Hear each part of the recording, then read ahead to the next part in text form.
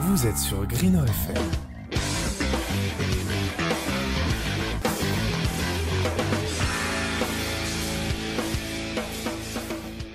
Bonjour et bienvenue sur Greener FM. Donc on est là pour la dernière interview de filière, donc la filière ME.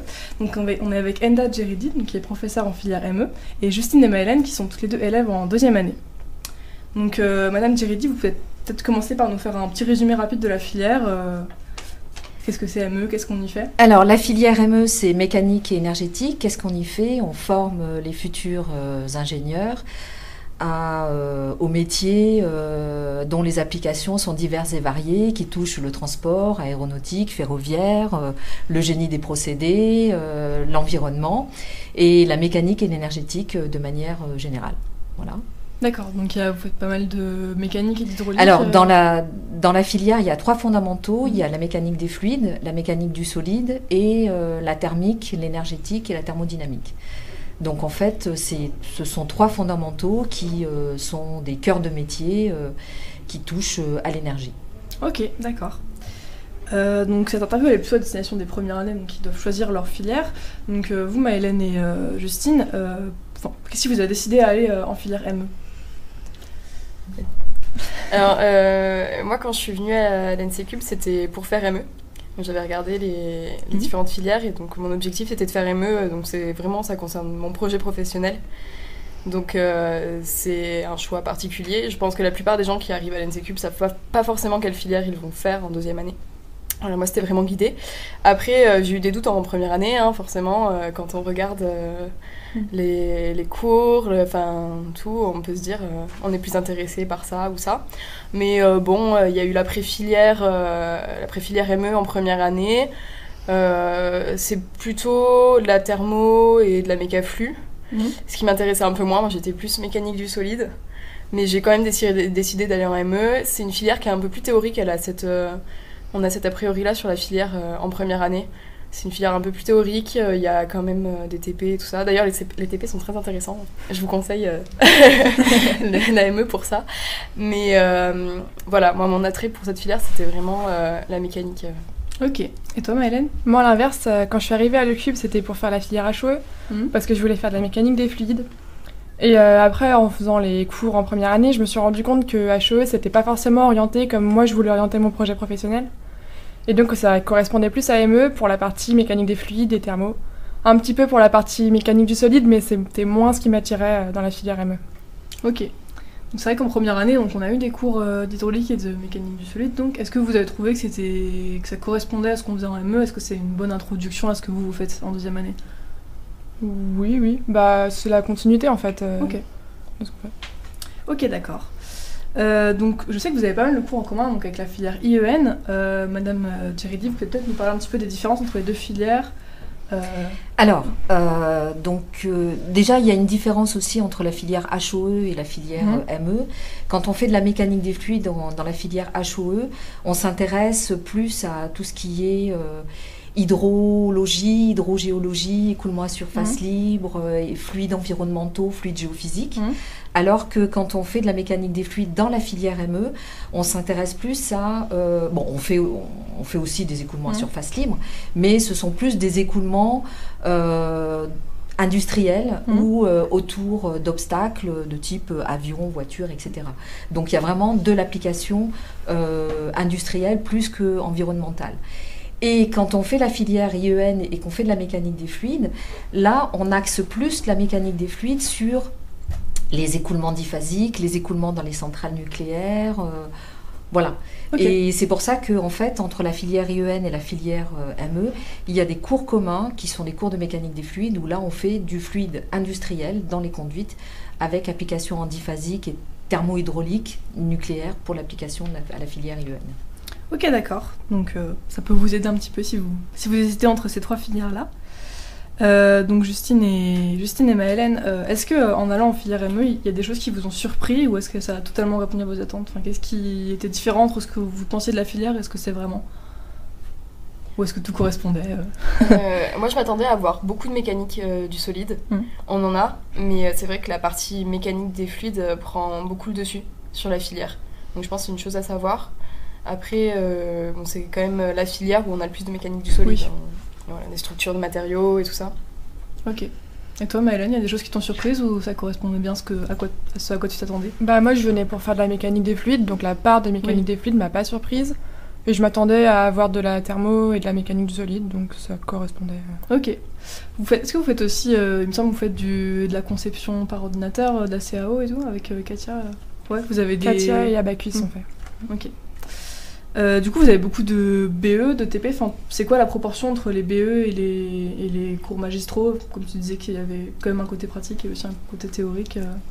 Moi, je peux répondre en tant que responsable de la filière. Il y a autant de BE, TP que de cours on va essayer de 50-50. dans l'ensemble des modules. Et voilà, quand c'est pas des TP sur banc, ce sont des bureaux d'études on fait de la CFD, de la simulation numérique d'écoulement, ou alors des BE aussi sur Abacus, Katia pour la partie solide. Et il y a des TP aussi en thermique. Voilà. Ok, d'accord. Donc, vous deux, vous avez fait la pré-filière ME. Est-ce que vous trouvez que c'est une bonne introduction à la filière? Oui. Ouais. C'est bien que vous disiez ça parce que... En fait, on revoit en début de filière ME, en deuxième année, les prérequis qu'il faut. Mais c'est vrai que c'est quand même une bonne introduction. Moi, par exemple, en prépa, j'avais jamais fait de méga-flux. Donc, de voir ça en première année, ça m'avait totalement perdu. Et de le revoir après en deuxième année, en début de deuxième année, j'en avais besoin pour vraiment poser les bases et bien comprendre tout le fonctionnement. C'est bien que la pré-filière soit fidèle parce qu'on n'a pas eu ce retour dans beaucoup de filières. Donc c'est bien. Si, là c'est le cas. Ok. Donc vous deux, vous êtes élèves en deuxième année, donc vous n'avez pas encore fait les cours de troisième année. Madame Geridi, vous pouvez peut-être nous parler un petit peu de ce qu'on fait en troisième année en filière ME? Alors en filière ME, on a la possibilité d'avoir une troisième année, enfin le premier semestre de la troisième année à la carte. Donc on a 12 unités d'enseignement et les étudiants en choisissent 5 sur les 12. Sur les 12, certaines UE sont communes avec la filière SEM et la filière HOE. Voilà. Et donc cette possibilité de choisir 5 UE, sachant que il y a quand même des contraintes, on ne peut pas tout faire non plus, il y a quand même des contraintes au niveau de l'emploi du temps. Sur ces 5 filières, on peut se faire un parcours en fait professionnel. Donc on peut s'orienter sur vraiment un parcours professionnel axé plus fluide, aéronautique, aérodynamique, plus énergétique en faisant essentiellement du fluide et de la thermique. On peut s'orienter essentiellement vers les matériaux ou l'interaction fluide-structure. Donc on peut se faire comme ça un parcours professionnel ciblé. Et si en plus... en deuxième année, au S4, on a fait un échange à l'étranger. Donc, où à l'étranger, on peut choisir vraiment de faire soit de l'aéro, soit de la machine hydraulique, soit du solide, de la conception automobile, etc.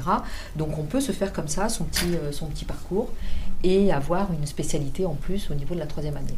Et la troisième année aussi, dans cette troisième année, le fait d'avoir les cours à la carte, ça permet aussi aux étudiants de prendre des modules un peu d'ouverture. Du style hydrolienne, éolienne, énergie renouvelable, voilà. Ok, d'accord, donc plein de personnalisations possibles. Donc du coup, en deuxième année, donc il y a un projet au deuxième semestre. Donc vous, Maëlène et Justine, c'est quoi votre projet ce semestre pour voir ce qu'on peut faire comme projet quand on est en ME? Moi, mon projet, c'est un projet qui a été déposé avec l'association ACE, qui consiste à faire un TP sur une éolienne qu'on a installée l'année dernière sur le toit de l'école. Ok, d'accord. Et toi, Justine? Moi, mon projet, c'est un projet industriel, donc en lien avec un porteur de projet industriel, qui est en l'occurrence une start-up. Et donc, mon but est de concevoir un échangeur de chaleur. Ok, d'accord. Donc, c'est bien dans le thème. Et moi, j'ai proposé un projet aussi. Donc, dans mon laboratoire, qui est le LEGI, Laboratoire des écoulements géophysiques industriels, j'ai proposé un sujet qui est en relation avec un travail de recherche avec l'Office of Naval Research, donc aux États-Unis et l'Université du Michigan, sur une problématique de cavitation sur profil de pâte d'hélice. Voilà. Ok, d'accord. Donc, c'est pour vous donner une idée de ce qu'on peut proposer aussi en académique, en laboratoire, comme projet de deuxième année. Ok. Donc du coup, comme vous êtes responsable filière, vous avez sûrement une bonne idée de ce que peuvent faire les élèves après la filière. Est-ce que vous pouvez nous parler un petit peu des débouchés, qu'est-ce qu'on peut faire après la filière ME? Alors là, les années précédentes, les 3-4 dernières années, on a eu beaucoup d'étudiants de la filière ME qui sont venus faire des thèses dans nos laboratoires. Donc que ce soit au CIMAP, au Légi ou alors dans les labos, dans les départements thermohydraulique nucléaire du CEA. Donc après, ce sont des étudiants qui peuvent partir en postdoc et puis rentrer dans l'académique, donc en tant que chercheur CNRS ou enseignant-chercheur comme moi. Et sinon, j'ai aussi des étudiants qui ont fait des thèses au CEA et qui se retrouvent maintenant en poste dans un service R&D d'une grosse boîte, voilà, pour être ingénieur, donc même après une thèse, donc ils se sont un peu plus spécialisés. Et puis beaucoup, en fait, comme la filière ME est une des filières les plus techniques de l'école, en fait, ceux qui sont recrutés dans des boîtes comme Air Liquide, General Electric ou Safran, CNES, ont plutôt des postes vraiment scientifiques dans les boîtes. Ok, d'accord. Donc, ouais. Alors, ce qui n'est pas rédhibitoire pour après avoir un poste, parce que je sais que ça plaît bien aux étudiants, avoir un poste de gestion de projet, management, etc. Donc voilà, mais ils seront plus formés en technique au départ pour pouvoir après gérer en fait des gros projets à l'international. Ok, d'accord. Du coup, on va peut-être s'arrêter là si vous n'avez pas de mots pour conclure. Merci à vous trois d'être venus, Maëlène, Justine et Madame Djeridi. Donc on vous invite à aller regarder les autres interviews de filière si vous n'êtes pas déjà fait, pour faire votre choix en toute connaissance de cause. Et je vous souhaite une bonne écoute et à bientôt sur Green FM. Merci. Vous êtes sur Green FM.